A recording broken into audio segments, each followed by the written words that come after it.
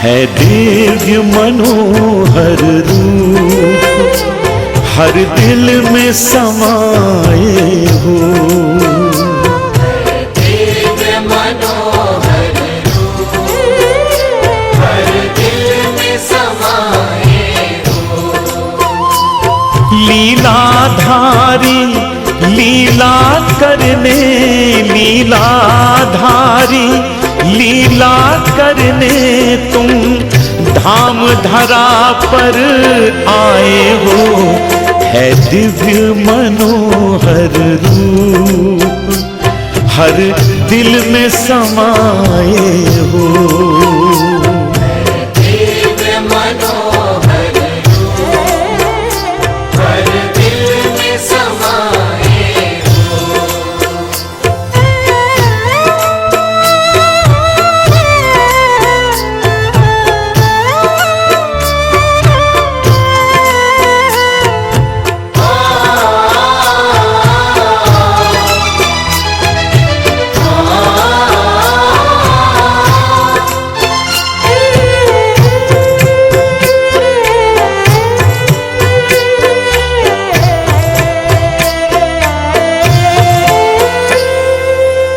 तुम प्रतिपालक दीन बंधु हो, भक्तों के हितकारी।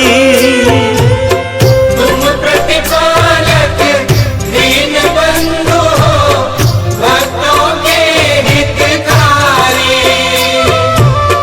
माया प्रपंच में नर्तन धारी। अखिल लोकेश्वरन अनुग्रहं सिद्धिकुवा। अखिल लोकेश्वरन अनुग्रहं सिद्धिकुवा। അടിപണിഞ്ഞാശ്രയിച്ചു ജീവിക്കുന്നു ഞാൻ। അടിപണിഞ്ഞാശ്രയിച്ചു ജീവിക്കുന്നു ഞാൻ। അഖില ലോകേശ്വരന്റെ അനുഗ്രഹം സിദ്ധിക്കുവാൻ। അഖില ലോകേശ്വരന്റെ അനുഗ്രഹം സിദ്ധിക്കുവാൻ। അടിപണിഞ്ഞാശ്രയിച്ചു ജീവിക്കുന്നു ഞാൻ। അടിപണിഞ്ഞാശ്രയിച്ചു ജീവിക്കുന്നു ഞാൻ। കളങ്കങ്ങളെല്ലാം മാറ്റി കളിയാടുന്നതു കാൺമാൻ। കളങ്കങ്ങളെല്ലാം മാറ്റി കളിയാടുന്നതു കാൺമാൻ। കളങ്കങ്ങളെല്ലാം നീക്കി കളിയാടുന്നതു കാൺമാൻ। കളങ്കങ്ങളെല്ലാം നീക്കി കളിയാടുന്നതു കാൺമാൻ। കരുണക്കാതലേ അങ്ങേ സ്തുതിക്കുന്നു ഞാൻ। കരുണക്കാതലേ അങ്ങേ സ്തുതിക്കുന്നു ഞാൻ। കളങ്കങ്ങളെല്ലാം മാറ്റി കളിയാടുന്നതു കാൺമാൻ। കളങ്കങ്ങളെല്ലാം മാറ്റി കളിയാടുന്നതു കാൺമാൻ। കരുണക്കാതലേ അങ്ങേ സ്തുതിക്കുന്നു ഞാൻ। കരുണക്കാതലേ അങ്ങേ സ്തുതിക്കുന്നു ഞാൻ। ഹൃദയത്തിലധിവാസം കരുണാനിധിയെ തന്നെ। ഹൃദയത്തിലധിവാസം കരുണാനിധിയെ തന്നെ। ഹൃദയത്തിലധിവാസം കരുണാനിധിയെ തന്നെ।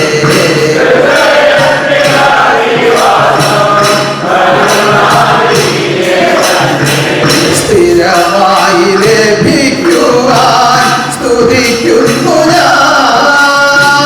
സ്ഥിരമായി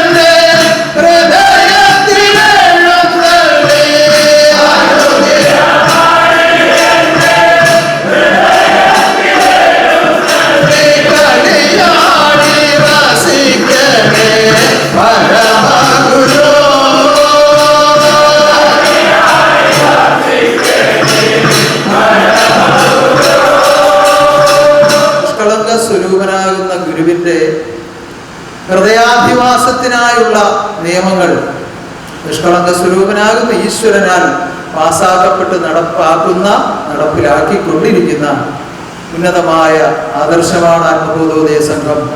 അതിൻ്റെ ഏറ്റവും ശ്രേഷ്ഠമായ നിയമമാണ് നമ്മുടെ ഈ ആരാധന. സർവശക്തിയുടെ മഹാകാരുണ്യത്തിലൂടെ നമ്മുടെ ആരാധനകളെല്ലാം ആ തിരുനടനവും ജ്ഞാനാഭിഷേകവും ഓരോ ആഴ്ചകളിലും ഓരോ വിശേഷ സന്ദർഭങ്ങളിലും നടത്തിക്കൊണ്ട് ഈശ്വരൻ പ്രത്യക്ഷമായി വാഴുന്നു എന്നുള്ള സത്യം പരിപൂർണമായി സമ്മതിക്കുന്നവർ, ആ അനുഭവമുള്ളവർ ഒന്ന് കൈയുയർത്തി കണ്ടാൽ ഹൃദയനാഥന്റെ അധിവാസത്തിനായി ദാനം ചെയ്തിരിക്കുന്ന നിയമങ്ങൾ അതിൻ്റെതായ നിലയിലും വിലയിലും കണ്ടുകൊണ്ട് ആരെല്ലാം അത് ഉൾക്കൊണ്ട് പ്രവർത്തിക്കുന്നു അവർക്കെല്ലാം ശാശ്വതമായ സുഖവും ആനന്ദവും ഈ ലോകത്തിൽ വെച്ച് തന്നെ അനുഭവിക്കുവാനുള്ള സന്ദർഭമാണ് സന്നിധാനത്തിൽ ഒരുക്കി ഈ ആദർശത്തിലൂടെ നടപ്പാക്കിക്കൊണ്ടിരിക്കുന്നത്. ഈ നിയമങ്ങളെല്ലാം ആത്മാവിന്റെ പരിശുദ്ധിക്ക് വേണ്ടിയാണ്. ഈ ലോകത്തിലുള്ള സർവാത്മാക്കളും ആത്മബോധോദയ സംഘത്തിലൂടെ പരിശുദ്ധമാക്കപ്പെട്ട് പരിപൂർണാനന്ദ സ്വരൂപനാകുന്ന പരമാത്മാവിലേക്ക് ചേരണം എന്നുള്ളത് നിയമവും കൽപ്പനയുമാണ്. ഇന്ന് ഇത്രയേറെ ആത്മാക്കൾ, ലക്ഷക്കണക്കിന് ആത്മാക്കൾ ഇന്ന് ആത്മബോധോദയ സംഘാംഗങ്ങളായുള്ള ഈ സമയത്തും പലർക്കും ഈ കാര്യം പറയുമ്പോൾ ഒരുപക്ഷെ അതിനോടൊരു പ്രത്യേക അനിഷ്ടം തോന്നിയേക്കാം. എന്നാൽ ഇത്രയും പോലും ആളുകളില്ലാത്ത സന്ദർഭത്തിൽ, ആശ്രമ സന്നിധാനങ്ങൾ പോലും ഇല്ലാത്ത ആ കാലയളവിൽ കൽപ്പിച്ച കൽപ്പനയാണ് ആത്മബോധോദയ സംഘത്തിലൂടെ സർവാത്മാക്കൾക്കും സമ്പൂർണ്ണ മോക്ഷം സംഭവിക്കും എന്നുള്ളത് കൽപ്പനയാണ്. ആ കൽപ്പന ലോകത്തിലേക്ക് നടപ്പാക്കാൻ വേണ്ടിയാണ് ഈ നിയമങ്ങളെല്ലാം ദാനം ചെയ്തത്. ഈ ഉത്തമമായ ആദർശത്തിലൂടെ ഉത്തമ ജീവിതം ചെയ്ത് മുന്നേറുന്നവർക്ക് ഉത്തമ പുരാണപുരുഷനാകുന്ന ഗുരുവിന്റെ സവിധത്തിലെത്താൻ, ആ തിരുഹൃദയത്തിൽ ചേരുവാൻ അവസരമുണ്ടാകുന്നു എന്നുള്ളതാണ്. അപ്പോൾ ഈ നിയമങ്ങളെല്ലാം അണുവിട തെറ്റാതെ പാലിച്ചും അനുഷ്ഠിച്ചും ലോകത്തിൽ ജീവിക്കുന്നത് ആത്മലോകത്തിന്റെ നിത്യരക്ഷയായി ഭവിക്കും. അല്ലെങ്കിൽ യാതൊരു സംശയവുമില്ല. അപ്പോൾ ഈ ഞായറാഴ്ച ദിനത്തിലും നമ്മൾ ഒത്തുചേർന്നിരുന്നുകൊണ്ട് നമ്മുടെ ആരാധന നടത്തുമ്പോൾ ലോകത്തിന്റെ വിവിധ ഭാഗങ്ങളിൽ ഈ നാമത്തിൽ ജീവിക്കുന്നവർ ഈ സന്നിധാനത്തെയും ഇവിടെ നടക്കുന്ന ആരാധനയെയും സങ്കല്പിച്ചുകൊണ്ട് അതിനെ സ്മരിച്ചുകൊണ്ട് അവരവരാൽ കഴിയും വിധം ഇതിൽ പങ്കെടുത്തുകൊണ്ടിരിക്കുകയാണ്. നമ്മുടെ ശാഖാശ്രമങ്ങളിലെല്ലാം ഈ കൊറോണ ബാധ ഉണ്ടായ ശേഷം അടച്ചിട്ടു. കുറെ നാൾ ആരാധനകൾ, കൂട്ടപ്രാർത്ഥനകൾ നടത്താൻ കഴിയാതെ, വിളക്ക് വയ്ക്കുക, പൂജിക്കുക, മറ്റു കാര്യങ്ങളല്ലാതെ മറ്റൊരു കാര്യവും നടത്താൻ പറ്റാത്ത അവസ്ഥയിൽ ഇരുന്നിടത്തെല്ലാം വീണ്ടും തുറന്ന് പ്രവർത്തനങ്ങൾ ആരംഭിച്ചിരിക്കുന്നു. അവിടെയും ഈ സമയത്ത് ആരാധനകൾ നടക്കുന്നു. ഓരോ പ്രദേശത്തെയും സാഹചര്യം അനുസരിച്ച് ആളുകൾ കൂടുകയും പ്രാർത്ഥന നടത്തുകയും ചെയ്തുകൊണ്ടിരിക്കുകയാണ്. വെള്ളിയാഴ്ച ആരാധനകളും അതുപോലെ അതാത് പ്രദേശങ്ങളിലെ നിയമം അനുസരിച്ച് നമ്മൾ നടത്തിക്കൊണ്ടേയിരിക്കുന്നു. ഇതെല്ലാം ലോകത്തിന്റെ രക്ഷയ്ക്കും ആത്മാവിന്റെ ശാന്തിക്കുമാണ്. ഈശ്വരനാൽ നിയോഗിക്കപ്പെട്ട നിയമങ്ങളാണ് നടത്തുന്നത്. അതുകൊണ്ട് തന്നെ ഇത് നടത്തുന്ന സ്ഥലങ്ങളിൽ, നടത്തുന്ന ഭവനങ്ങളിൽ, നടത്തുന്ന ഹൃദയങ്ങളിൽ എഴുന്നള്ളുന്നത് ഇതിന്റെ സ്ഥാപകനായ, നിയമജ്ഞനായ, പരമാചാര്യനായ പരമഗുരു തന്നെയാണ് എഴുന്നള്ളി ഇതെല്ലാം സ്വീകരിക്കുന്നത്. അതുകൊണ്ട് അത് ലോകത്തിന് ശാന്തിയായി ഭവിക്കും. അങ്ങനെ നാടുതോറും വീടുതോറും ഹൃദയം തോറും സ്തുതിച്ച നാടുതോറും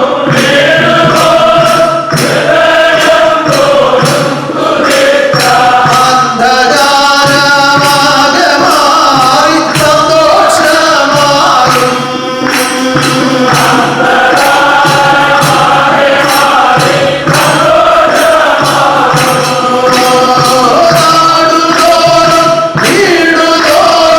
ഹൃദയം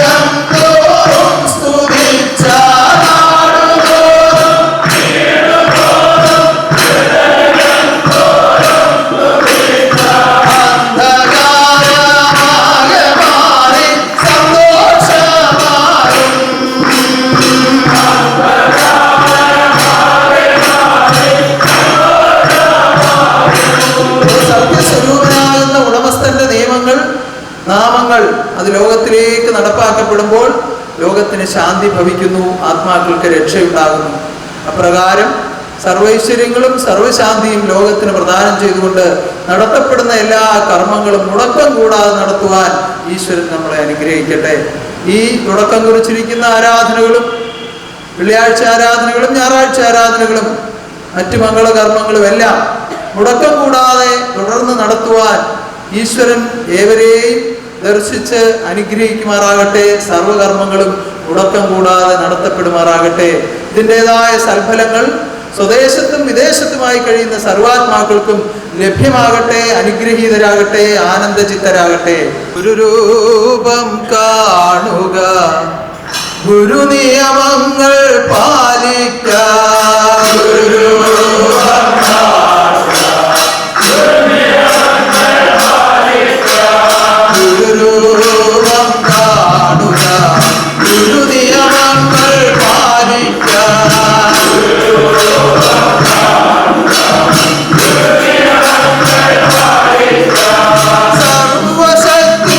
സർവശക്തിയേവരെയും കാത്തുരക്ഷിച്ചിടട്ടെ.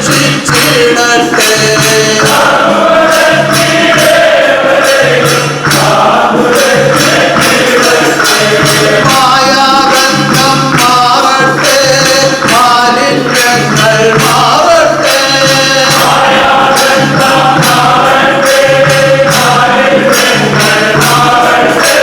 മായാബന്ധം മാറട്ടെ, മാലിന്യങ്ങൾ മാറട്ടെ.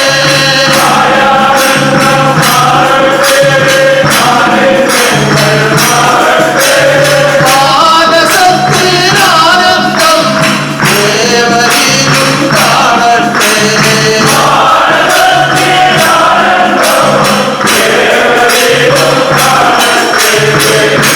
ആത്മബോധോദയ സംഘാംഗങ്ങൾക്ക് അതിവിശിഷ്ടമായ ഒരു കാലയളവാണിപ്പോൾ. നമുക്ക് സത്യം കേട്ട് ജീവിതം ആരംഭിക്കുന്ന സമയം മുതൽ ഒരു പ്രത്യേക ആചാര അനുഷ്ഠാനങ്ങളിലൂടെയാണ് നമ്മൾ ജീവിക്കുന്നത്. 4 നാൾ ആചാരം, 3 നാൾ വിശുദ്ധ വ്രതം എന്ന ക്രമത്തിലാണ് ആത്മബോധോദയ സംഘാംഗങ്ങൾ ജീവിക്കുന്നത്.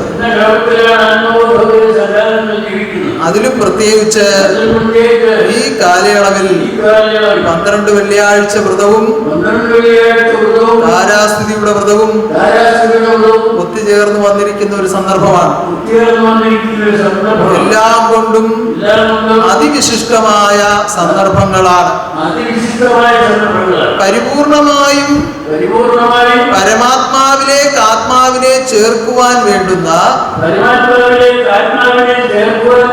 പരിശുദ്ധ ജ്ഞാനങ്ങൾ ഓതി ഭവിപ്പിച്ച് പരമാത്മാവ് കൂടെ നിന്ന് പരിശീലിപ്പിച്ച് വളർത്തിക്കൊണ്ടുവരുന്ന സന്താനങ്ങളാണ് ആത്മബോധോദയ സംഘാംഗങ്ങൾ. ഓ, ഏറ്റവും ശ്രേഷ്ഠമായ, ഏറ്റവും മഹത്തരമായ, ഏറ്റവും മഹാഭാഗ്യമായ അവസ്ഥയാണത്. സർവശക്തി തന്നെ പ്രത്യക്ഷമായി വന്ന് നാമനിയമാദികൾ പാസാക്കി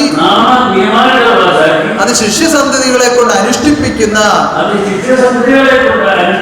ഇതുപോലെ മഹത്തായ ഒരു ആദർശം ഭൂമിയിൽ വേറെ ഇല്ല. ഇവിടെ ഒരു ഗ്രന്ഥത്തിന്റെ അടിസ്ഥാനത്തിലല്ല ജീവിക്കുന്നത്, ഏതെങ്കിലും പുരാണാടിസ്ഥാനത്തിലല്ല ജീവിക്കുന്നത്. ഈ ലോകത്തിൽ ഒരറിവും തിരിവുമില്ലാതെ, സ്വന്തം സഹോദരങ്ങളെ തിരിച്ചറിയാതെ, മാതാപിതാക്കളെ സ്നേഹിക്കാനും ബഹുമാനിക്കാനും അറിയാതെ, ഒരു വകതിരിവുമില്ലാതെ ജീവിച്ചിരുന്ന സന്താനങ്ങളെ അത്ഭുതമായ വഴികളിലൂടെ ആകർഷിച്ച് ഈ സന്നിധാനത്തിൽ ഇരുത്തി തിരുവടി പാതേ അടിയനെ ഇരുത്തി ഓരോരോ വേൽമൊഴി ഓതി, ഓരോരോ വേൽമൊഴി ഓതി.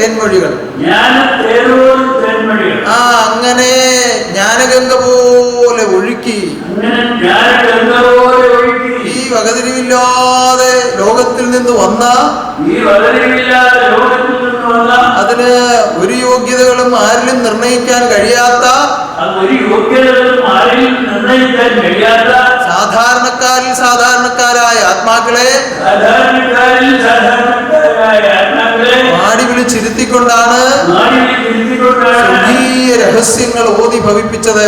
സ്വർഗീയ രഹസ്യങ്ങൾ ഓതി ഭവിപ്പിച്ചത്. അറിയുന്നില്ല, കേൾക്കുന്നവരറിയുന്നില്ല. അവരാ അറിവിൽ കൂടി ആ തേൻമൊഴികളോട് തോന്നിയ ഇഷ്ടം കൊണ്ട്, ആ അറിവിൽ കൂടി തേൻമൊഴി ഒഴികളോട് തോന്നിയ ഇഷ്ടം കൊണ്ട്, ആ ശബ്ദത്തോട് തോന്നിയ ഒരു പ്രേമം കൊണ്ട്, ആ നിശബ്ദത്തോട് തോന്നിയ ഒരു പ്രേമം കൊണ്ട്, ആ ശരീരപ്രകാരമുള്ള സന്തോഷവും ആ ഇടപെടലും കണ്ടുകൊണ്ട്, ശരീരപ്രകാരമുള്ള സന്തോഷവും എവിടെയും കണ്ടുകൊണ്ട്, ലോകത്തിൽ ഒരിടത്തുമില്ലാത്ത ഒരു സ്നേഹം, ലോകത്തിൽ ഒരിടത്തില്ലാത്ത ഒരു സ്നേഹം, വർഷങ്ങളായുള്ള ഒരു ബന്ധം, വർഷങ്ങളായുള്ള ബന്ധം, അങ്ങനെ ആ ഭഗവാനുമായി ആത്മാക്കൾക്ക് തോന്നിച്ചത് കൊണ്ട്, അങ്ങനെ ഭഗവാനുമായി ആത്മാക്കൾക്ക് തോന്നിച്ചതുകൊണ്ട്, ആ ഓതി കൊടുത്തതെല്ലാം പാലിക്കണമെന്നുള്ള ഒരു തീരുമാനമുണ്ടായി. ഓതി തന്നതെല്ലാം പാലിക്കണമെന്നൊരു തീരുമാനമുണ്ടായി. അങ്ങനെ തീരുമാനം എടുത്തുകൊണ്ട് ജീവിച്ചപ്പോൾ അങ്ങനെ തീരുമാനമെടുത്തുകൊണ്ട് ജീവിച്ചപ്പോൾ ഓരോ ദിവസം കഴിയും തോറും ഓരോ ദിവസം കഴിയുമ്പോൾ ലോകത്തിൽ എവിടെ നിന്നും ലഭിക്കാത്ത ലോകത്ത് ഒരിടത്തു നിന്നും ലഭിക്കാത്ത ആ ഒരു പ്രത്യേക സുഖം ഒരു പ്രത്യേക സുഖം ആത്മാവിൽ അനുഭവപ്പെട്ടു തുടങ്ങി. ആത്മാവിന് അനുഭവപ്പെട്ടു തുടങ്ങി. ഇപ്പോൾ എപ്പോഴും കാണണമെന്നുള്ള ആഗ്രഹമുണ്ടായി. കാണണമെന്നുള്ള എല്ലാ ആഴ്ചകളിലും വരണമെന്നുള്ള ആഗ്രഹമുണ്ടായി. ആഗ്രഹം മരണമുണ്ടായി. വിട്ടുപിരിഞ്ഞിരിക്കാൻ കഴിയാത്ത ഒരു അവസ്ഥയുണ്ടായി. വിട്ടുപിരിഞ്ഞിരിക്കാൻ കഴിയാത്ത ഓ ജീവാത്മാവും പരമാത്മാവുമായി ചേരുന്ന അനുരാഗം, ജീവാത്മാവും പരമാത്മാവുമായി ചേരുന്ന അനുരാഗം, ഓ ഈ ലോകത്തിൽ ഒരു വസ്തുക്കളോടും തോന്നാത്ത വിധത്തിലുള്ള ഒരു പ്രേമം, ഈ ലോകത്തിൽ ഒരു വസ്തുക്കളോടും തോന്നാത്ത ഒരു പ്രേമം, ഓ എത്ര സൗന്ദര്യവത്തായ ഒരു വസ്തുവായാലും, എത്ര സൗന്ദര്യത്തായ ഒരു വസ്തുവായാലും, എത്ര ശ്രേഷ്ഠമായ ഒരു വസ്തുവായാലും, എത്ര ശ്രേഷ്ഠമായ ഒരു വസ്തുവായാലും, ഒരിക്കലും ലഭിച്ച അപൂർവമായി ലഭിച്ച ഒരു വസ്തുവിനോടുള്ളതിനേക്കാളും ഒരിക്കലും ലഭിക്കാൻ സാധ്യമല്ലാത്ത ലഭിച്ച ഒരു വസ്തുവിനോട് തോന്നാത്ത അതിനേക്കാൾ ഉപരിയായ അതിനേക്കാളുപരിയായ ആ ഒരു അളവില്ലാത്ത സ്നേഹം, ഒരളവില്ലാത്ത സ്നേഹം, ഓ ആ അളവില്ലാത്ത ഒരു ബന്ധം, അളവില്ലാത്ത ബന്ധം, ആ പരമപ്രേമം പരമപ്രേമം, അങ്ങനെ ഭഗവാനും ഭക്തന്മാരുമായി അറിയാതെ ഉണ്ടാവുകയാണ്. അങ്ങനെ ഭഗവാനും ഭക്തന്മാരുമായി അറിയാതെ ഉണ്ടായി. ഭഗവാൻ അറിയാം, ഭക്തന്മാരറിഞ്ഞില്ല. ഭഗവാൻ അറിയാം, ഭക്തന്മാരറിഞ്ഞില്ല. ആ ഭക്തന്മാർ അറിഞ്ഞറിഞ്ഞു വന്നപ്പോൾ ഭക്തന്മാർ അറിഞ്ഞറിഞ്ഞു ഓ വന്നപ്പോൾ ഒരിക്കലും പിരിയാൻ കഴിയാത്ത അവസ്ഥയിലേക്ക് ആത്മാവ് വളർന്നു. ഒരിക്കലും പിരിയാൻ കഴിയാത്ത അവസ്ഥയിലേക്ക് ആത്മാവ് വളർന്നു. ഈ നിയമങ്ങളോ ഈ നിയമങ്ങളോ ഈ നാമങ്ങളോ ഈ നാമങ്ങളോ ഇങ്ങനെ സ്വർഗീയ സുഖം തരുന്നതാണെന്ന് അറിഞ്ഞുകൊണ്ടല്ല ആചരിച്ചു തുടങ്ങിയത്. ഈ സ്വർഗീയ സുഖം തരുന്നതാണെന്ന് അറിഞ്ഞുകൊണ്ടല്ല ആചരിച്ചു ആ തുടങ്ങിയത്. പറഞ്ഞു കേട്ട സന്തോഷത്തിൽ അങ്ങ് ചെയ്തു തുടങ്ങി. അറിഞ്ഞുകേട്ട സന്തോഷത്തിൽ ചെയ്തു തുടങ്ങി. ആർത്തിയോടുകൂടിയുള്ള ഒരു ജീവിതം തുടങ്ങി. ആർത്തിയോടുള്ള ഒരു ജീവിതം തുടങ്ങി. അപ്പോൾ അങ്ങനെ ജീവിക്കാൻ തുടങ്ങിയപ്പോൾ അങ്ങനെ ജീവിക്കാൻ തുടങ്ങി. ആ പുഞ്ചിരി തൂകിക്കൊണ്ട് ഉള്ളിൽ കളിയാടുന്നു താൻ. പുഞ്ചിരി തൂകിക്കൊണ്ട് താൻ, പുഞ്ചിരി തൂകിക്കൊണ്ട് ഉള്ളിൽ കളിയാടുന്നു താൻ. പുഞ്ചിരി തൂകിക്കൊണ്ട് താൻ, പുഞ്ചിരി തൂകിക്കൊണ്ട് ഉള്ളിൽ കളിയാടുന്നു താൻ. തൂകിക്കൊണ്ട്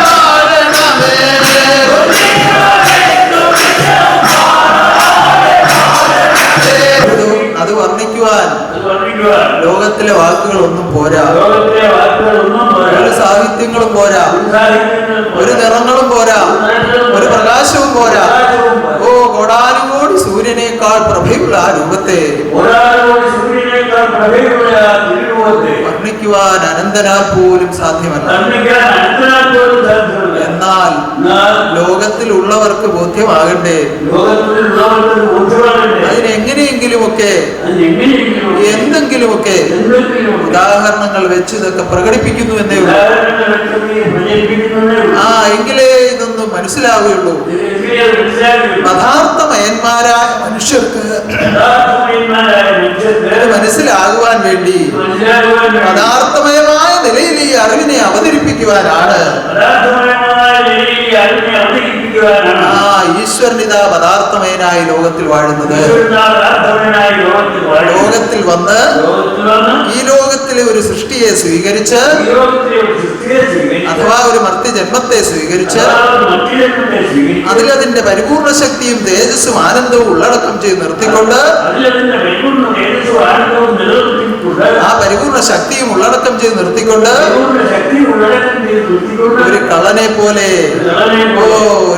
ഒരു സാധാരണക്കാരനെ പോലെ തുള്ളിക്കളിച്ച് വാഴുകയാണ്. ആരാധന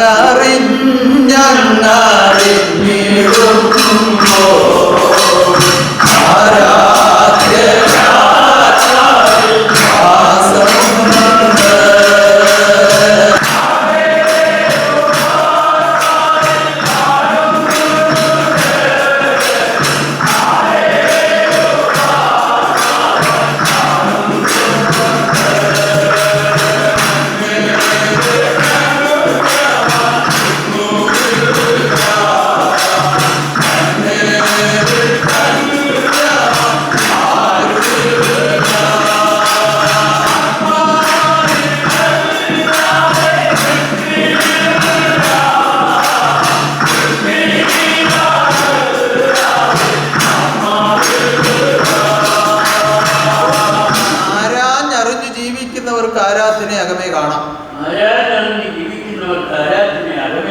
ഇത് ആരാഞ്ഞറിയുവാനോ എന്താണെന്ന് മനസ്സിലാക്കുവാനോ ഒന്നും അറിവില്ലാത്ത സാധാരണക്കാരുടെ ഇടയിലേക്കാണ് അവതാരമായി വന്നത്. അതുകൊണ്ട് അനേകം എതിർപ്പുകളും എതിരുകളും ബുദ്ധിമുട്ടുകളും ത്യാഗങ്ങളും ഒക്കെ സഹിക്കേണ്ടി വന്നു. പക്ഷേ സത്യമെന്ന ആ പരിപൂർണ ആദർശത്തെ, പരമോന്നതമായ ആദർശത്തെ, ആത്മബോധോദയ സംഘത്തെ ലോകത്തിൽ സ്ഥാപിക്കാൻ തീരുമാനിച്ചാണ് വന്നത്.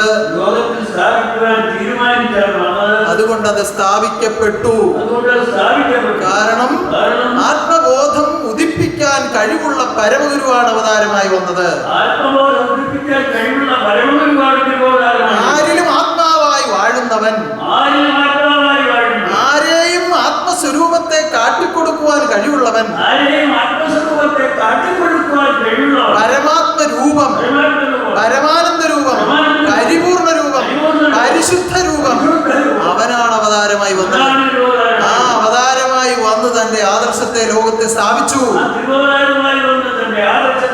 എന്തിനു വേണ്ടി? ആത്മലോകത്തെ രക്ഷിക്കുവാൻ വേണ്ടി, ആത്മാക്കളെ പരമാത്മരൂപത്തിൽ ചേർക്കുവാൻ വേണ്ടി. ആ തീരുമാനത്തോടുകൂടി വന്നതുകൊണ്ട് മാറ്റമില്ലാതെ, ഇളക്കമില്ലാതെ, യാതൊരു ചഞ്ചലങ്ങളും ബാധിക്കാതെ തന്റെ ആദർശത്തെ താൻ ഭൂമിയിൽ സ്ഥാപിച്ചു. ഈ ഒരു വകതിരിവില്ലാത്ത ആളുകളെ വിളിച്ചിരുത്തി അവരുടെ ഹൃദയം പരിശുദ്ധമാക്കി ആ ഹൃദയത്തിലേക്ക് ആത്മബോധോദയ സംഘത്തെ സ്ഥാപിച്ചു.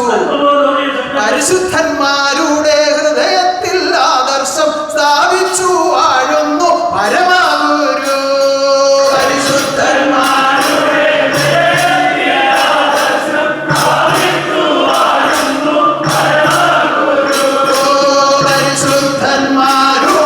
ഹൃദയത്തിൽ ആദർശം സ്ഥാപിച്ചു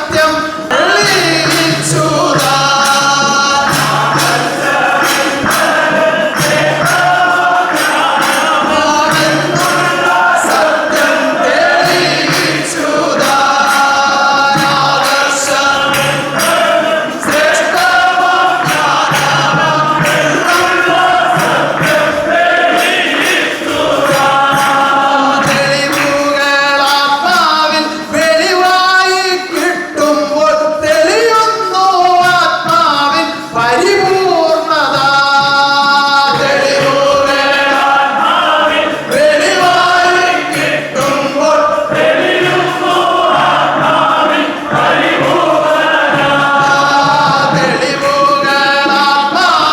വെളിവായി കിട്ടുമ്പോൾ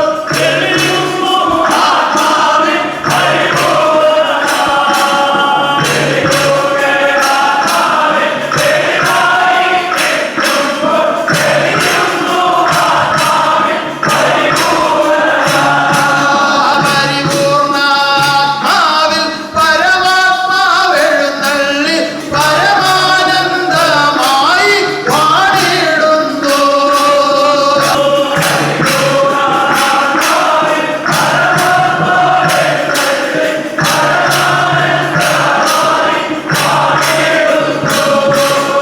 അപ്രകാരം ഈ ആദർശം സ്ഥാപിച്ച് ഈ ആദർശം സ്ഥാപിച്ച് ആത്മാവിനെ പരമാനന്ദമാക്കി തീർത്തുകൊണ്ടേയിരിക്കുകയാണ്. അല്ലാതെ പരമാനന്ദമായി തീർത്തുകൊണ്ടേയിരിക്കുകയാണ്. നമ്മുടെ ആദർശം വളർന്നുകൊണ്ടേയിരിക്കുകയാണ്. ആദർശം വളർന്നുകൊണ്ടേയിരിക്കുകയാണ്. വളരുന്നിടത്തോളം ലോകം രക്ഷ പ്രാപിച്ചുകൊണ്ടിരിക്കുകയാണ്. വളരുന്നിടത്തോളം നമ്മൾ രക്ഷപ്രാപിക്കുന്നു. ആ ആത്മാവ് ശാന്തിയിലേക്ക് ചേരുകയാണ്. ആത്മാവ് ശാന്തിയിലേക്ക് ചേരുകയാണ്. മോക്ഷത്തിന് അർഹത നേടുകയാണ്. മോക്ഷത്തിനുള്ള നേടുകയാണ്. എന്നാൽ ഈ സമയം ഈ സമയം ഞാൻ ഓർമ്മിപ്പിക്കാൻ ആഗ്രഹിക്കുന്നത് ഓർമ്മിപ്പിക്കാൻ ആഗ്രഹിക്കുന്നു. ഇന്ന് ലോകത്തിൽ ഇന്ന് ലോകത്തിൽ സാമാന്യ വിദ്യാഭ്യാസമില്ലാത്ത ആരും തന്നെ ജീവിച്ചിരിപ്പില്ല. സാമാന്യ വിദ്യാഭ്യാസമില്ലാത്ത ആരും തന്നെ ജീവിച്ചിരിക്കുന്നു. പുതിയ തലമുറയിലും പഴയ തലമുറയിലും വളരെ അപൂർവമാണ്. പുതിയ തലമുറയിലും പഴയ തലമുറയിലും അത്യപൂർവമാണ്. ആ വിദ്യാഭ്യാസം, സാമാന്യ വിദ്യാഭ്യാസം എല്ലാവർക്കും ഉണ്ട്. സാമാന്യ വിദ്യാഭ്യാസം എല്ലാവർക്കും. അന്ന് നിരക്ഷരകുക്ഷികളായ ആളുകളായിരുന്നു ഉണ്ടായിരുന്നത്. അന്ന് നിരക്ഷരകുട്ടികളായ ആളുകളാണ്. അവരീ പറയുന്നതെല്ലാം തേൻമൊഴി പോലെ സ്വീകരിച്ച് അനുസരിച്ചിരുന്നു. അവര് പറയുന്നതെല്ലാം പോലെ കേട്ടനുസരിച്ചിരുന്നു. എന്നാൽ പുതിയ തലമുറയിലേക്ക് ഈ അറിവുകൾ ഓതി കൊടുക്കുമ്പോൾ പുതിയ തലമുറയിലേക്ക് ഈ അറിവ് കൊടുക്കുമ്പോൾ അവർക്ക് അവരുടേതായ ബുദ്ധി ഉപയോഗിച്ച് അവർക്ക് അവരുടേതായ ബുദ്ധി ഉപയോഗിച്ച് ഈ നിയമങ്ങളെയും നാമങ്ങളെയും വളച്ചൊടിക്കുന്ന ചില സ്വഭാവങ്ങളുണ്ട്. ഈ നിയമങ്ങളെയും നാമങ്ങളെയും വളച്ചൊടിക്കുന്ന സ്വഭാവമുണ്ട്. അപ്പോൾ അത് നേർവഴിയല്ല, വളച്ചൊടിക്കപ്പെടുകയാണ്. അതുകൊണ്ട് ദൂരം കൂടും. അതുകൊണ്ട് ദൂരം കൂടും. ഒരു നേരെ പോകുന്ന ഒരു വഴി നേരെ പോകുന്ന അത് വളച്ച് നിർമ്മിക്കാൻ തീരുമാനിച്ചാൽ അത് ദൂരം കൂടും, ഒരുപാട് ദൂരം കൂടും. ഉദ്ദേശിക്കുന്നതിൽ കൂടുതൽ ദൂരം കൂടും. കാരണം എന്താണ്? അവിടെ വളവ് സംഭവിച്ചു. നേരെ പോകേണ്ട വഴിയാണ്, നേർരേഖയിലേക്കാണ് ഭഗവാൻ നയിച്ചത്. അപ്പോൾ ബുദ്ധി ഉപയോഗിച്ച് അതിനെ വളച്ചൊടിച്ചു. അപ്പോൾ ദൂരം കൂടും. എവിടേക്കുള്ള ദൂരം? പരമാനന്ദത്തിലേക്കുള്ള ദൂരം കൂടും. പരലോകപ്രാപ്തിയിലേക്കുള്ള ദൂരം കൂടും. പരമാത്മ ദർശനത്തിലുള്ള ഭാഗ്യം നിനക്ക് വിദൂരമായി പോകും. ഇങ്ങനെ സംഭവിക്കാതിരിക്കാൻ അറിയിക്കുന്ന അറിവുകൾ പാലിച്ച് ജീവിക്കുവാൻ തീരുമാനിക്കുക. ഞാൻ ഇപ്പോൾ ഈ സ്റ്റേജിൽ നിന്നുകൊണ്ട് അറിയിക്കാൻ ആഗ്രഹിക്കുന്നത് എന്തെന്നാൽ വളരെ അടിസ്ഥാനപരമായ ചില കാര്യങ്ങളാണ്. നമ്മുടെ ഒരു ഭവനം സത്യം കേട്ട് ആത്മബോധോദയ സംഘ നിയമപ്രകാരം ജീവിച്ചു കൊള്ളാമെന്ന് തീരുമാനിച്ച് ആ ജീവിതത്തിലേക്ക് തുടക്കം കുറിക്കുന്ന ആത്മാക്കൾ ഏറ്റവും പ്രധാനമായി കരുതേണ്ടുന്ന ശുദ്ധി വഴികൾ സത്യം കേൾക്കുന്ന സമയത്ത് തന്നെ പറഞ്ഞു കൊടുക്കും. അത് കുടുംബശുദ്ധി, ശരീരശുദ്ധി, ചിന്താശുദ്ധി, ആന്തരിക ശുദ്ധി, ആത്മശുദ്ധി, ഇപ്രകാരം 5 ശുദ്ധി വഴികൾ കൃത്യമായി നമ്മുടെ ഭവനങ്ങളിൽ പാലിച്ചിരിക്കണം. ഒരു വിട്ടുവീഴ്ചയും ആ കാര്യത്തിൽ പാടില്ല. ഒരാൾ നമ്മുടെ ഭവനത്തിലേക്ക് കടന്നു വന്നാൽ ഒരു ക്ഷേത്ര സമാനമായി തോന്നിക്കും. ഈ നിയമം പാലിച്ച് ജീവിക്കുന്ന ഒരു ഭവനമാണെങ്കിൽ അവിടുത്തെ വൃത്തിയും വെടിപ്പും ആ വിശുദ്ധതയും അതൊക്കെ കാണുമ്പോൾ പുറമേ നിന്ന് വരുന്ന ഒരാളിന് തോന്നിക്കും, ഓ ഇതൊരു ക്ഷേത്രമാണോ അതോ ഭവനമാണോ എന്നൊരു സംശയം തോന്നും. കാരണം എന്താണ്? കുടുംബശുദ്ധി ഈശ്വര നിയമപ്രകാരം ഗുരുവിന്റെ കൽപ്പന പ്രകാരം അനുസരിച്ച് പാലിക്കുന്നവരാണ്. അതുകൊണ്ടാണ് ആ ഭവനം കാണുമ്പോൾ അങ്ങനെ തോന്നുന്നത്. അപ്പൊ കുടുംബശുദ്ധി വളരെ പ്രധാനമാണ്. അതുപോലെ തന്നെ ശരീരശുദ്ധി ഏറ്റവും കുറഞ്ഞത് ഒരു നേരമെങ്കിലും കുളിക്കണം. 12 വെള്ളിയാഴ്ച വ്രതത്തിനാണെങ്കിൽ 2 നേരവും കുളിക്കണം. ആ പരമപരിശുദ്ധമായ ഒരു അവസ്ഥയിൽ ഹൃദയമൊരുക്കി നിന്റെ ആത്മാവിൽ ആത്മനാഥനെ കാണുന്നതിനാണ് നിയമങ്ങൾ തന്നിരിക്കുന്നത്. അപ്പോൾ ശരീരശുദ്ധിയും അതിൽ അത്യാവശ്യമാണ്. ആ കുടുംബശുദ്ധിയും ശരീരശുദ്ധിയും ഉണ്ടാകുമ്പോൾ ചിന്ത ശുദ്ധമായി തീരാൻ എളുപ്പമാണ്. അത് വളരെ എളുപ്പം സാധിക്കും. അതിനൊരു ഉദാഹരണം പറയാം. നമ്മൾ ജോലി ചെയ്യുന്ന ഒരു മുറി, ഒരു ഓഫീസിലോ അല്ലെങ്കിൽ വീട്ടിലോ നമ്മൾ ഉപയോഗിക്കുന്ന ഒരു മുറി അലക്ഷ്യമായി സാധനങ്ങൾ കിടക്കുകയാണെങ്കിൽ, ഒരു ചെറിയ മനപ്രയാസമോ വിഷമമോ ഉള്ള സമയത്ത് അവിടെ ചെന്ന് ജോലി ചെയ്യാൻ തോന്നുകയില്ല. ചെയ്യാൻ ഉദ്ദേശിച്ച് ചെയ്ത കാര്യവും അവിടെ ചെല്ലുമ്പോ തോന്നുക നാളെ ആവട്ടെ എന്ന് തോന്നും. എന്നാൽ അത് കൃത്യമായി ഇരിക്കേണ്ട സ്ഥാനത്ത് ഇരിക്കേണ്ട സാധനങ്ങൾ അടുക്കി പിറക്കി വെച്ചിരിക്കുകയാണെങ്കിൽ ഏറ്റവും വേഗത്തിൽ അതൊക്കെ കൈകാര്യം ചെയ്യത്തക്ക വിധത്തിലാണ് അത് ഇരിക്കുന്നതെങ്കിൽ അങ്ങോട്ട് ചെല്ലുമ്പോൾ തന്നെ പെട്ടെന്ന് ജോലി ചെയ്യാനുള്ള ഒരു ഉത്ബോധം ഉണ്ടാകും, ഒരു പ്രചോദനം ഉണ്ടാകും. കാരണം എന്താണ്? അത് ശുദ്ധമായി അടുക്കി വൃത്തിയാക്കി വെച്ചിരിക്കുക. അപ്പോൾ അത് കാണുമ്പോൾ മനസ്സിനൊരു സന്തോഷം. അപ്പോൾ നമുക്ക് ആ വൃത്തിയായി അവിടെ ഇരുന്ന് ചെയ്യാനുള്ള ഒരു പ്രചോദനം ഉണ്ടാകും. അത് വളരെ പ്രധാനമായി സൂക്ഷിക്കണം. ഇത് അങ്ങനെയല്ല, എന്തെങ്കിലും ഒന്ന് ചെയ്താൽ തെക്കോട്ട് കഴിഞ്ഞ് വടക്കോട്ട് കഴിഞ്ഞ് അലക്ഷ്യമായിട്ടാണ് പല വീടുകളും. അങ്ങനെ പാടില്ല. ശുഭാനന്ദ ഭവനങ്ങൾ എപ്പോഴും പരിശുദ്ധമായിരിക്കണം, എല്ലാ വിധത്തിലും പരിശുദ്ധമായിരിക്കണം. അങ്ങനെ പരിശുദ്ധമായി കുടുംബവും ശരീരവും കരുതപ്പെടുമ്പോൾ ആ ചിന്താശുദ്ധി ഉണ്ടാകുന്നതിന് എളുപ്പമാണ്. അന്യമായോ മാലിന്യമായോ ഉള്ള ചിന്തകൾ കടന്നു വരികയില്ല. അപ്പോൾ എപ്പോഴും ഇതൊക്കെ വൃത്തിയായി സൂക്ഷിക്കണമെന്നുള്ള ഒരു കരുതൽ ആ ഹൃദയത്തിൽ ഉണ്ടാകുമ്പോൾ തന്നെ എന്റെ ഗുരുവിന്റെ നിയമമാണ്, എന്റെ ഭവനം വൃത്തിയായിരിക്കണം, അത് ശുദ്ധമായിരിക്കണം, ഞാൻ വൃത്തിയായിട്ട് എന്റെ ശരീരം സൂക്ഷിക്കണം. അത് ആയിരക്കണക്കിന് രൂപ കൊടുത്ത് മേക്കപ്പ് ചെയ്യുന്ന ശുദ്ധീകരണമല്ല, അങ്ങനെ ലക്ഷക്കണക്കിന് രൂപ കൊടുത്ത് വസ്ത്രം വാങ്ങി ധരിക്കുന്നതുമല്ല. ചെറിയ തുക കൊണ്ട് വലിയ കാര്യങ്ങൾ നമുക്ക് ചെയ്യാനാണ് നമ്മളെ പരിശീലിപ്പിക്കുന്നത്. അങ്ങനെയാണ് ഈ സ്ഥാപനം ഉണ്ടായിരിക്കുന്നത്. നമ്മുടെ ഗുരുനാഥന്മാരെല്ലാം അതാണ് പരിശീലിപ്പിച്ചത്. അപ്പൊ വില കൂടിയ വസ്ത്രങ്ങൾ ധരിക്കുന്നതോ ഈ രാജ്യത്തൊന്നും കിട്ടാത്ത വില കൂടിയ വലിയ സുഗന്ധദ്രവ്യങ്ങൾ വാങ്ങിക്കൊണ്ടുവന്ന് പൂശിക്കൊണ്ട് നടക്കുന്നതും അല്ല. ശരീരം വൃത്തിയായി എപ്പോഴും ഒരു ശ്രദ്ധയോടുകൂടി ഞാൻ എന്റെ ഗുരുവിന്റെ നിയമം പാലിച്ച് ജീവിക്കുന്നവനാണെന്നുള്ള ഒരു ശ്രദ്ധയോടുകൂടി ഉള്ള വസ്ത്രം കഴുകി വൃത്തിയാക്കി അത് സൂക്ഷിച്ചുപയോഗിക്കുന്നതാണ് ശുദ്ധത. അല്ലാതെ കൂടുതൽ വിലപിടിപ്പുള്ളതൊന്നും ഉപയോഗിക്കുന്നതല്ല.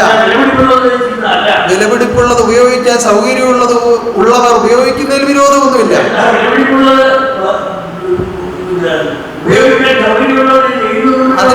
അതിനുള്ള ഐശ്വര്യം ഈശ്വരൻ ഓരോരുത്തർക്കും കൊടുത്തിട്ടുണ്ട്. എന്നാലും അതൊന്ന് മിതപ്പെടുത്തി മറ്റൊരാളൊരു വസ്ത്രം മേടിച്ചു കൊടുക്കുന്നതാണ് അതിനേക്കാൾ നല്ലത്. അതിനേക്കാൾ നല്ലത്. എന്നാലും ഈ ശരീരശുദ്ധി എപ്പോഴും നമ്മൾ പാലിക്കണം. അപ്പോൾ നമുക്ക് അറിയാതെ ചിന്താശുദ്ധി ഉണ്ടാകും. എങ്ങനെയാണ്? കുടുംബം ശുദ്ധമാകണം, ശരീരം ശുദ്ധമാകണം എന്നുള്ള ആ ഒരു തിരിച്ചറിവിൽ, അതിന്റെ ശ്രദ്ധയിൽ നമ്മൾ ജീവിക്കുമ്പോൾ ചിന്ത എപ്പോഴും നമ്മൾ ശുദ്ധമായിക്കൊണ്ടേയിരിക്കും. ആ ശ്രദ്ധയാണ് ആ ചിന്തയിലേക്ക് എത്തിക്കുന്നത്. ആ ചിന്തയാണ് ശ്രദ്ധയായി നിലകൊള്ളുന്നത്. അപ്പോൾ ആ ചിന്താശുദ്ധി ആന്തരിക ശുദ്ധിയായി, ആ ആന്തരിക ശുദ്ധി ആത്മശുദ്ധിയായി ലഭിക്കും. ആത്മശുദ്ധി ഉണ്ടായിക്കഴിഞ്ഞാൽ ജഗദീശ്വരാധിവാസമാണ് ആത്മാവിൽ ഉണ്ടാകുന്നത്. ആത്മശുദ്ധി ഉണ്ടായിക്കഴിഞ്ഞാൽ പ്രത്യേകിച്ച് പിന്നെ ആരും ഒന്നും പ്രത്യേകിച്ച് കരുതണ്ട. കാരണം എന്താണ്? അവന്റെ ആത്മാവ് ശുദ്ധീകരിക്കപ്പെട്ടിരിക്കുന്നു. അത് അത്ര നിസാരമായി ലഭിക്കുന്നതല്ല, അങ്ങനെ ലഭിക്കുന്നതല്ല. വളരെ ശ്രദ്ധയോടുകൂടി കുടുംബവും ശരീരവും ചിന്തയും ശുദ്ധമാക്കി ജീവിതം ചെയ്യുന്നവർക്ക് ആന്തരിക ശുദ്ധിയും ആത്മശുദ്ധിയും ജഗദീശ്വര കാരുണ്യത്താൽ ലഭ്യമാകും. അങ്ങനെ ശുദ്ധവൃത്തി വരുത്തി ഹൃദയവും ശുദ്ധമാക്കി വച്ചിട്ട്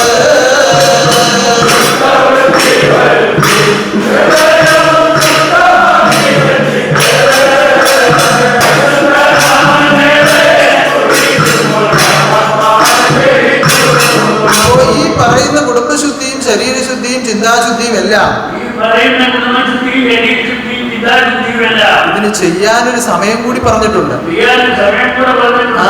അതാണ് വളരെ ശ്രദ്ധിക്കേണ്ടത്. എപ്പോഴെങ്കിലും അവരവരുടെ സൗകര്യത്തിനല്ല ചെയ്യേണ്ടത്. സൂര്യോദയത്തിന് മുൻപ് നമ്മുടെ ഭവനങ്ങളിലെല്ലാം വിളക്ക് കത്തിച്ചിരിക്കണം. ആ വിളക്കിൽ നിന്ന് വേണം നമ്മുടെ ഭവനത്തിലേക്ക് പ്രകാശം പരക്കുവാൻ. ഇപ്പോൾ നമുക്ക് ഇലക്ട്രിക് ലൈറ്റുകൾ ഇഷ്ടം പോലെ ഉണ്ട്. എഴുന്നേറ്റാൽ ഉടൻ അറിയാതെയും അറിഞ്ഞും ഓണാവത്തക്ക വിധത്തിലെല്ലാം സജ്ജീകരിച്ചിട്ടുണ്ട്. അങ്ങനെ വളരെ കൃത്രിമമായ പല കാര്യങ്ങളും ഇന്ന് ഭവനങ്ങളിലുണ്ട്. അതിൽ നിന്നൊരു പ്രകാശം ലഭിക്കുന്നുണ്ട്. എന്നാൽ ഗുരുവിന്റെ നിയമപ്രകാരം നിങ്ങൾ വിളക്ക് കൊളുത്തി വെച്ച് പ്രാർത്ഥിക്കണമെന്ന കൽപ്പന കേട്ടുകൊണ്ട് പ്രാർത്ഥിക്കണം. ആ തിരുശബ്ദത്തെ പാലിച്ചുകൊണ്ട് വിളക്ക് കൊളുത്തി ആരംഭിക്കുന്ന ഒരു ഭവനം അവിടെ ശുഭാനന്ദപ്രഭയാണ് പരക്കുന്നത്. കാരണം എന്താണ്? ശുഭാനന്ദ തിരുശബ്ദമാണ് പാലിക്കുന്നത്. അതിന് മുടക്കം കൂടാതെ പാലിക്കുന്ന ഭവനങ്ങളിലെല്ലാം ഈ പറഞ്ഞതുപോലുള്ള സർവൈശ്വര്യങ്ങളും ഈശ്വരൻ ദാനം ചെയ്യും. അതൊരു ദേവാലയത്തിന് തുല്യമായി തീരും. കാരണം എന്താണ്? ആ തിരുശബ്ദത്തെ പാലിച്ചുകൊണ്ടാണ് ആ ഭവനം മുന്നോട്ട് പോകുന്നത്. അപ്പോൾ ദേവീദേവന്മാരും ദൂതപരിവാരങ്ങളും മഹാശക്തിയും എപ്പോഴും അവിടെ കാവലായി ഉണ്ടാകും.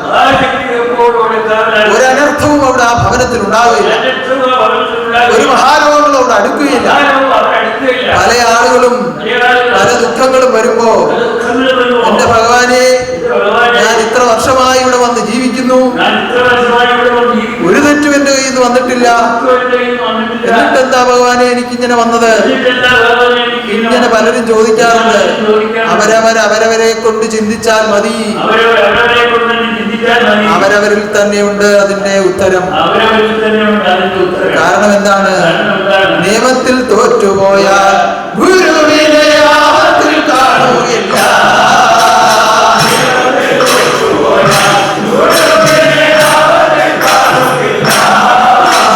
നിയമത്തിൽ തോറ്റുപോയാൽ ഗുരുവിനെ ആപത്തിൽ കാണുകയില്ല.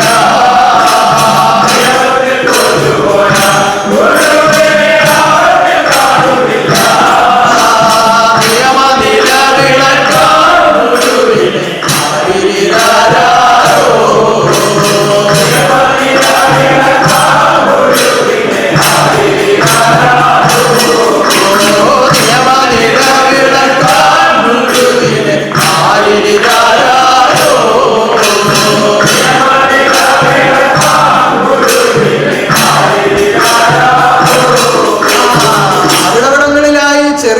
പഴുതുകൾ അവിടെവിടങ്ങളിലായി ചെറിയ പഴുതുകൾ ജീവിതത്തിൽ ഉണ്ടായിട്ടുണ്ടെങ്കിൽ ജീവിതത്തിൽ ഉണ്ടായിട്ടുണ്ട്. കാലക്രമേണ അതിന്റെ എല്ലാം ദുഃഖം അനുഭവിക്കേണ്ടി വരും. കാലക്രമേണ അതിന്റെ ദുഃഖം അത് ഭഗവാന്റെ കുറ്റമല്ല, ഭഗവാന്റെ കുറ്റമല്ല. അവരവർ തന്നെ ചെയ്ത കർമ്മദോഷത്തിന്റെ ഫലമാണ്. അവരവർ തന്നെ ചെയ്ത കർമ്മം. ഒരിക്കലും ഒരാളിന്റെ കർമ്മദോഷം മറ്റൊരാളിന് കൊടുക്കാൻ പറ്റുകയില്ല. ഒരിക്കലും ഒരാളുടെ കർമ്മദോഷം മറ്റൊരാൾ കൊടുക്കാൻ പറ്റില്ല. ഒരിക്കലും ഒരാൾ ചെയ്യുന്ന തെറ്റിന്റെ ഫലം മറ്റൊരാൾ അനുഭവിക്കുകയില്ല. ഒരിക്കലും ഒരാൾ ചെയ്യുന്ന തെറ്റിട്ട് പോലും മറ്റൊരാൾ അനുഭവിക്കില്ല. അവനവൻ അനുഭവിക്കേണ്ടതല്ലാത്തതൊന്നും അവനവൻ അനുഭവിക്കുകയില്ല. അവനവൻ അനുഭവിക്കേണ്ടതല്ലാത്തതൊന്നും അവനവൻ അനുഭവിക്കുകയില്ല.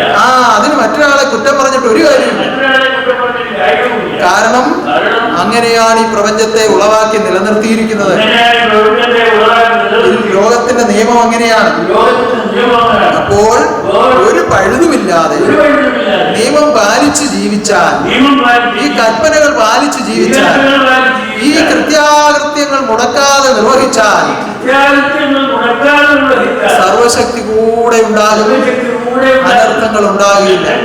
അപ്പോൾ സൂര്യോദയത്തിന് മുൻപ് നമ്മുടെ ഭവനങ്ങളിലെല്ലാം നിലവിളക്ക് കൊളുത്തിവെച്ച്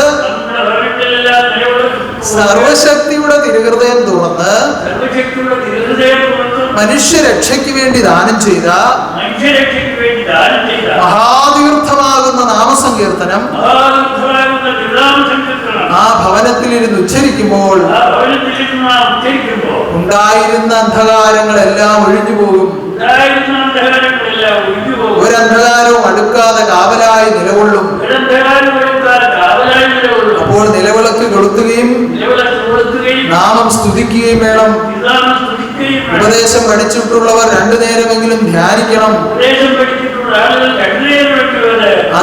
അത് രക്ഷിതാക്കൾ മാത്രം ചെയ്താൽ പോരാ, കുഞ്ഞുങ്ങളെയും അത് ചെറുപ്പം മുതലേ പരിശീലിപ്പിക്കണം.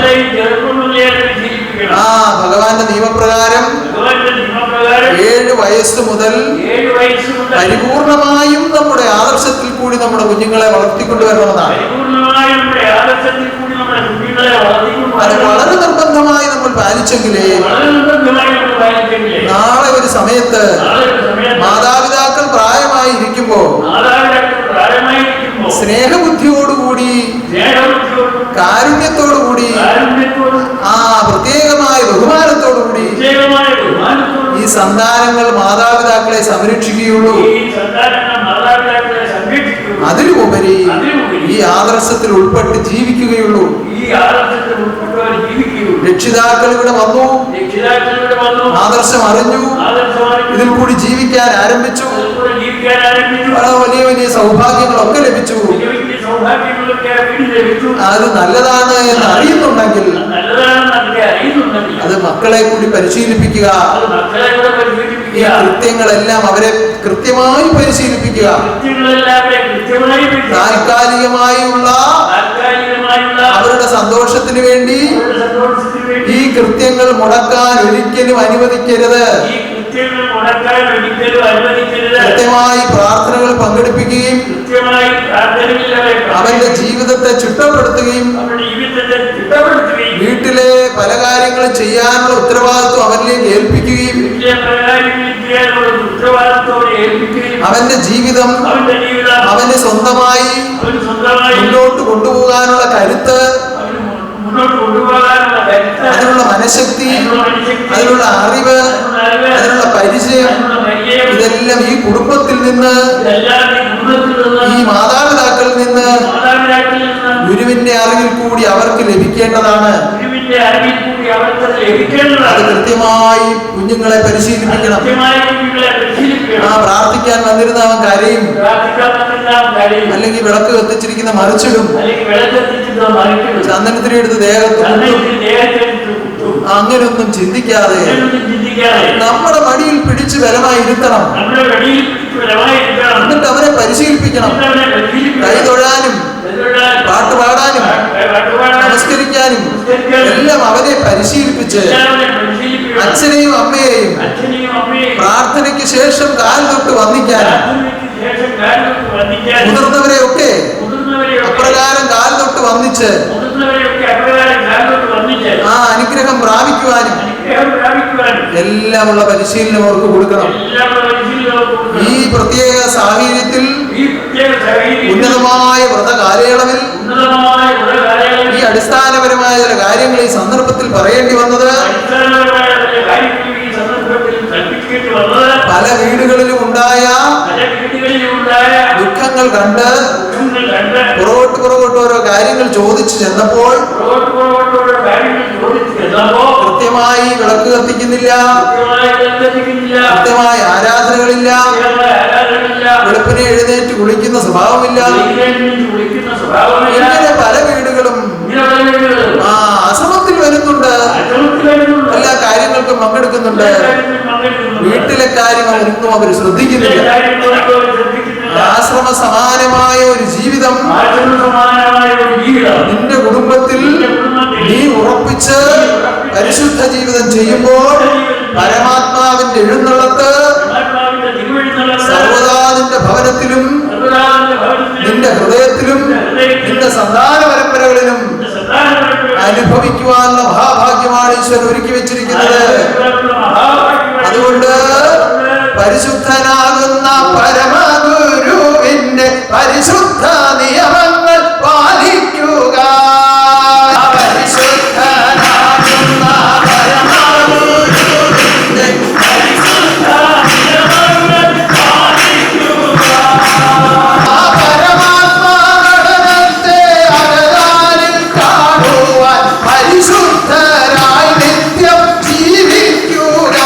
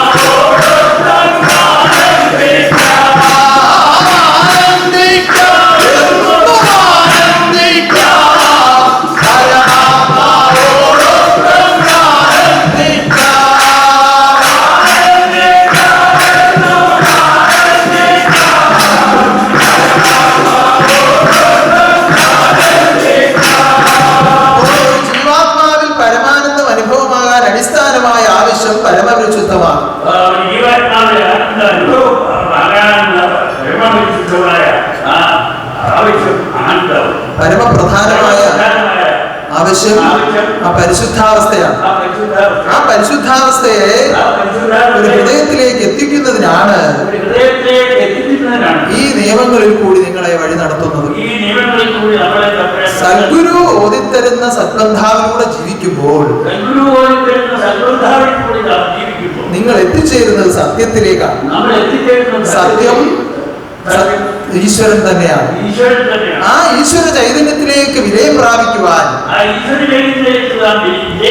ആ പരമാനന്ദത്തിലേക്ക് ചേരുവാൻ, ആ പരലോകത്തിലേക്ക് ചേരുവാൻ, പരമാത്മാ ജീവാത്മാ അനുരാഗം പ്രാപിക്കുവാൻ ഈശ്വരൻ നിങ്ങളെല്ലാം അനുഗ്രഹിക്കുവാനാകട്ടെ. നമുക്ക് 12 വെള്ളിയാഴ്ച വ്രതം, അതിന്റെ സമാപനമായ തീർത്ഥാടനം ഉന്നതമായ നിലയിൽ അതെല്ലാം നടത്തപ്പെടണം. സ്വദേശത്തും വിദേശത്തുമായി തീർത്ഥാടകരായി എത്തുവാൻ ആഗ്രഹിച്ചുകൊണ്ട് സങ്കല്പിച്ച് പ്രാർത്ഥിച്ചുകൊണ്ട് കഴിയുന്ന സന്താനങ്ങൾക്കെല്ലാം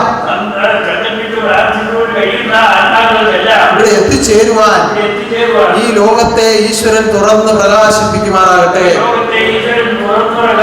ഉന്നതമായ നിലയിൽ ഒരു മുടക്കവും കൂടാതെ തീർത്ഥാടന മഹാമഹം നടത്തപ്പെടുവാൻ ജഗതീശ്വരന്റെ അകവഴിഞ്ഞ കാരുണ്യം ഉണ്ടാകട്ടെ. അതിനുവേണ്ടി നിങ്ങൾ പ്രാർത്ഥിക്കുവൻ, അതിനുവേണ്ടി നിങ്ങൾ വ്രതമെടുക്കുവൻ, അതിനുവേണ്ടി നിങ്ങൾ സങ്കല്പിക്കുവൻ. എല്ലാം ഈശ്വരൻ സ്വീകരിച്ച് അനുഗ്രഹിക്കുമാറാകട്ടെ. ഉന്നതമായ നിലയിൽ മഹാഗോപുരം പൂർത്തീകരിക്കപ്പെടട്ടെ. നമ്മുടെ താരാസ്തുതി മഹായജ്ഞം, ഓ ദേവലോക വ്യവസ്ഥയായ താരാസ്തുതി, ദേവാദിദേവനാകുന്ന ജഗതീശ്വരൻ ഈ ലോകത്തിൽ അവതാരമായി വന്ന് ഈ ലോകത്തിലേക്ക് താൻ ഇറക്കിക്കൊണ്ടുവന്ന് ഈ നരന്മാരെയും നാരിമാരെയും ദേവീദേവന്മാരാക്കി തീർത്തുകൊണ്ട് ഉന്നതമായി നടത്തിക്കൊണ്ടിരിക്കുന്നു. ആ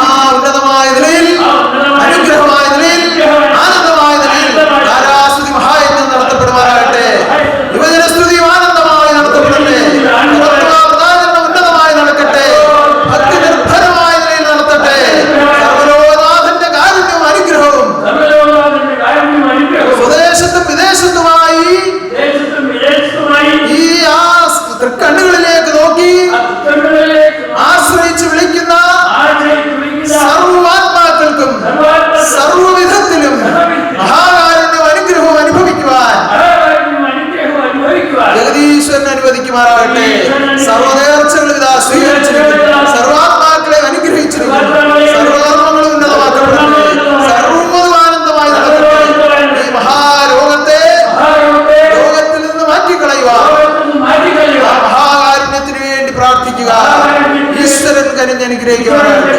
ഈശ്വരൻ കനിഞ്ഞ് അനുഗ്രഹിക്കുവാനാകട്ടെ.